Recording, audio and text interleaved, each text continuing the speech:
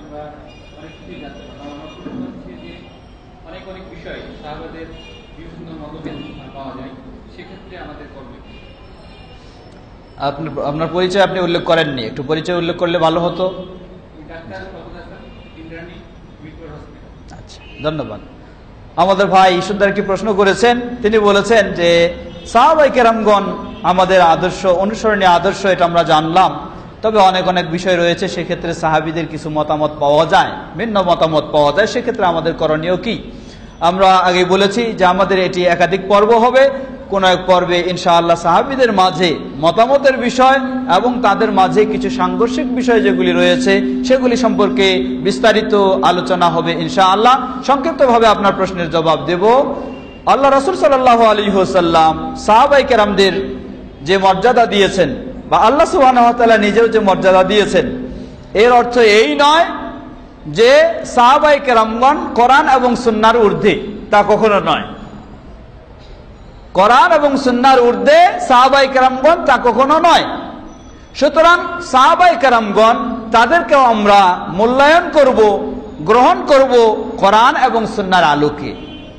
কোন সাহাবী তার ব্যক্তিগত বিষয়ে ইজতিহাদ করে কোন বিষয়ে কোন সিদ্ধান্ত তিনি দিতে পারেন, সেটা ইজতিহাদের বিষয় রয়েছে।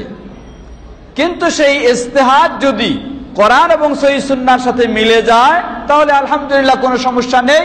যদি তার সেই ইজতিহাদ ভিন্ন হয়ে থাকে তাহলে আমরা কি মনে করব? তাহলে আমরা দুটো বিষয় মনে করব।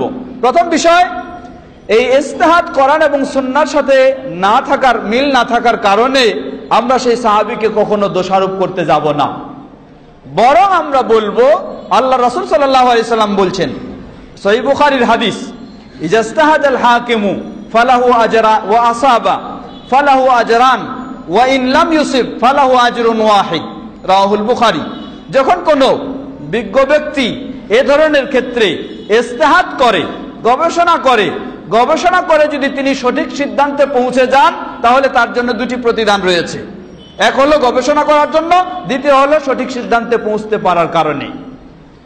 আর যদি সঠিক সিদ্ধান্তে পৌঁছতে নাও পারে, ফালাহু আজরুন ওয়াহিদ, তাহলে তার জন্য একটি প্রতিদান রয়েছে।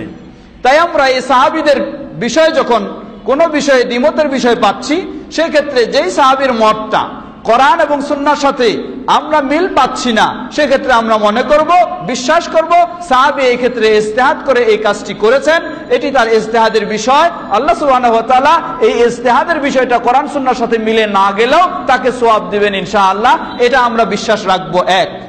দ্বিতীয় বিষয়, আমলের ক্ষেত্রে আমরা আল্লাহ সুবহানাহু ওয়া তাআলার নির্দেশ অনুযায়ী, আল্লাহ বলছেন লা তুকাদ্দিমু বাইনা ইয়াদাইল্লাহি ওয়া রাসূলিহি, তোমরা আল্লাহ এবং তার রাসূলের ঊর্ধ্বে অন্য কাউকে প্রাধান্য দিবে না, কাউকে অগ্রাধিকার দিবে না। সুতরাং আমরা কোরআন এবং সুন্নাহর ঊর্ধ্বে কোন সাহাবীকেও প্রাধান্য দিতে পারি না, কোন সাহাবীকেও অগ্রাধিকার দিতে পারি না। সেই ক্ষেত্রে আমরা কোরআন এবং সুন্নাহকে প্রাধান্য দেব, কোরআন সুন্নাহর বিধানকে, কোরআন সুন্নাহর নিয়মটাকেই, বিষয়টাকেই মেনে নেব। সাহাবীর সেটাকে আমরা আমল করব না, করতে পারবো না, করাটি বৈধ হবে না।